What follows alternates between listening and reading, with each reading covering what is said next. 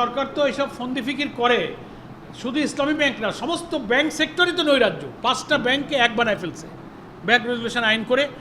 ঋণ খেলাফি, অর্থ পাচারকারী, তাদেরকে আবার সেই ব্যাংক ব্যবসায় ফিরে আসার পথ করার জন্য তারা আইন বানাইছে এবং তাদের হাতে ব্যাংকগুলো তুলে দিতে চাচ্ছে। দুর্নীতিপরায়ণ দলীয় লোকদেরকে ব্যাংকের গভর্নর, চেয়ারম্যান বানাচ্ছে। আমরা কোনো দলের কারণে নয়, আমরা ইসলামী ব্যাংকের গ্রাহক, সেখানে আমাদের অ্যাকাউন্ট আছে। 3 কোটি গ্রাহকের হাজার হাজার কোটি টাকার আমানত, এরা সবাই ইসলামী মূল্যবোধকে বেশি পছন্দ করে। হ্যাঁ, এখানে মুসলিম নয়, ইসলামী মূল্যবোধ বা রাজনীতি করে এমন বহু লোকের টাকা পয়সা ইসলামী ব্যাংক আমানতদার হওয়ার কারণে, সৎ হওয়ার কারণে, স্বচ্ছ হওয়ার কারণে তারা সেখানে জমা রাখে। ইসলাম ব্যাংক শুধু কোনো দলের ব্যাংক না, সব দল, ধর্ম, বর্ণ, মতের লোক এখানে টাকা রাখে। কারণ এই ব্যাংক বাংলাদেশ শুধু এশিয়ায় প্রাইভেট ব্যাংক হিসেবে সবচেয়ে সেরা ব্যাংক হিসেবে প্রতিষ্ঠিত হয়েছে, অ্যাওয়ার্ড পেয়েছে। এটার উপরে ফ্যাসিবাদী আওয়ামী লীগের চোখ পড়েছিল। এক ব্যক্তির কাছে হাজার হাজার কোটি টাকা লুটপাট করার সুযোগ দিয়ে ওখান থেকে ভাগ নিয়েছে। এখন বিএনপি দেখতেছে যে না, আওয়ামী লীগওয়ালারা যখন তার ঘাড়ে উঠে লুট করতে, আমিও ছাড়বো কেন, আমিও এখন নেব। ওনারাও ভাগ বসানোর জন্য আবার সেই ফ্যাসিবাদের পথে হেঁটে আবার সেই অর্থ পাচারকারী, লুটপাটকারীর হাতে ব্যাংক তুলে দিয়ে তাদের পছন্দের এমডি, তাদের পছন্দের চেয়ারম্যান বানানোর জন্য লেগে পড়েছেন। এবং তাদের বানাতে পারলে এই ব্যাংকের পুরো আমানতটা আবার ফ্যাসিবাদীরা যেমন কবজা করে নিয়েছিল, এই সরকার কবজা করে নেবে। এই জন্য আমরা অনুরোধ জানাবো, ব্যাংক কোনো দলের নয়। হ্যাঁ, ব্যাংক যারা করে তারা যে কোনো দলের সমর্থক হতে পারে, অন্য দলের লোকেদেরও ব্যাংক আছে। জামাতের কোনো দলীয় ব্যাংক কোনোদিন কোনো দলের থাকে না, জামাতেরও নাই। তবে আমাদের গ্রাহক আছে, ব্যাংকের উদ্যোক্তাদের মধ্যে ইসলামী মূল্যবোধে বিশ্বাসী লোকেরা ছিল। এটাকে তারা ভিন্ন ভাষায় পলিটিক্যাল কালার দিয়ে পার্লামেন্টে অনেক মন্ত্রীরা কিন্তু আপত্তিকর কথা বলছেন, যার কোনো সত্য নেই, সত্যতা নেই, ভিত্তি নেই।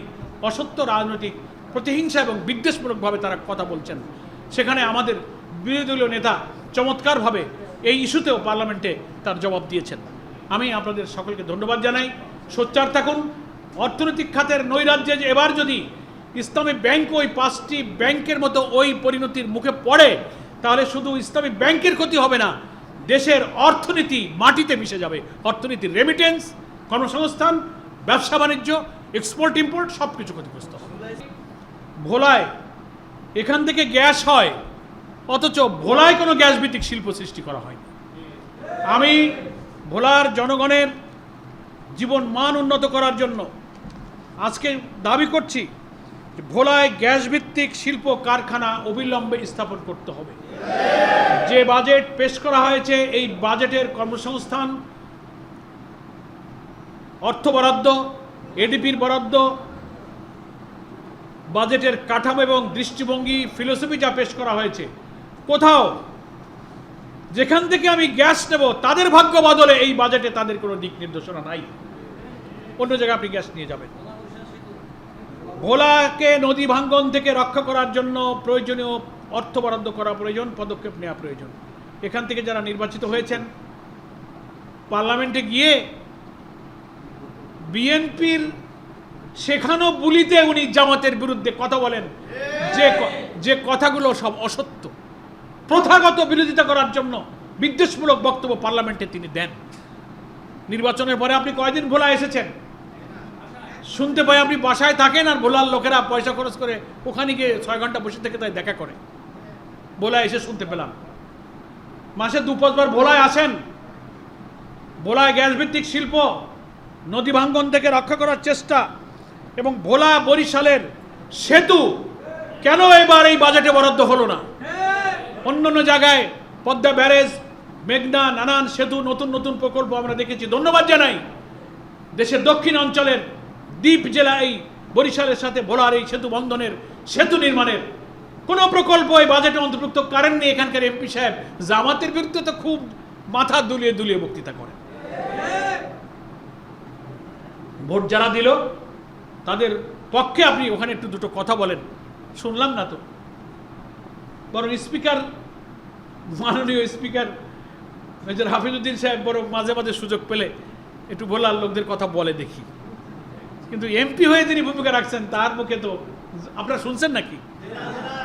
উনি আসেন বিএনপির শেখানো বুলি তোতা পাখির মতো পার্লামেন্টে উনি বলেন। সেটা জামাতের বিরুদ্ধে হইলে বেশি গরম হয়, ভোলার জন্য খুব বেশি গরম দেখায় না। ফলে ভোলাকে মাদক মুক্ত করতে হবে, নদী ভাঙ্গন থেকে রক্ষা করার জন্য প্রয়োজনীয় ব্যবস্থা করতে হবে। মেডিকেল কলেজ নাই,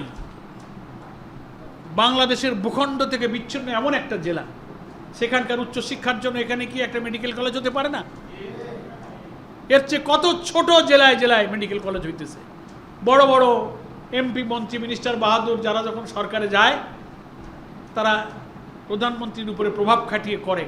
তো আমরা এখানকার এমপিকে বলবো, প্রধানমন্ত্রীর সাথে তো আমরা ভালোই খাতির আছে, খাতিরটা কাজে লাগে, একটা মেডিকেল কলেজ করেন না এখানে, আমরা ধন্যবাদ দেবো। সেতুটা করেন, গ্যাসভিত্তিক শিল্প করেন, এটাই জনপ্রতিনিধির দায়িত্ব।